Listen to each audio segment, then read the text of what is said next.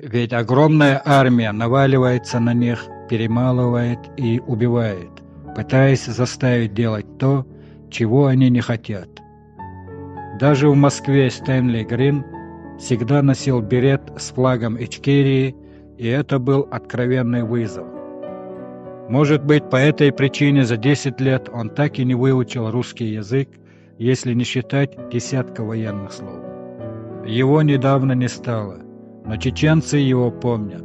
Его книга «Открытая рана. Чечня 1994-2003 года» в России получила фактически запрещенный статус. Почти каждый книжный магазин отказался продавать ее. Причина отказа – слишком жестоко, слишком цинично, больное сознание.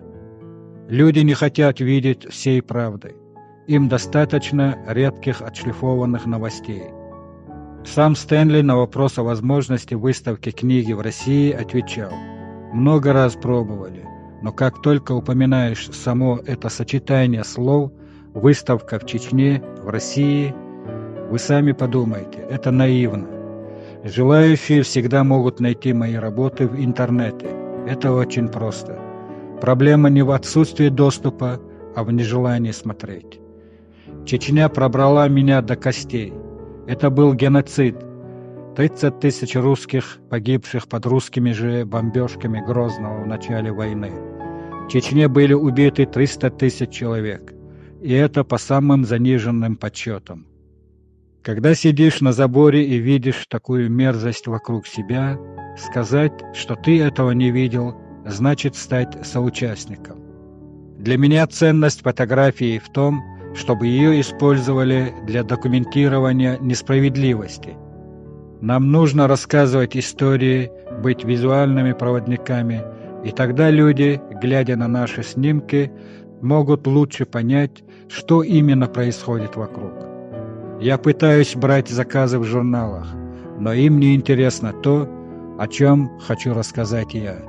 Я пытаюсь демистифицировать медиа, журналистику, журналы, отбросить идею раскладывания по полочкам.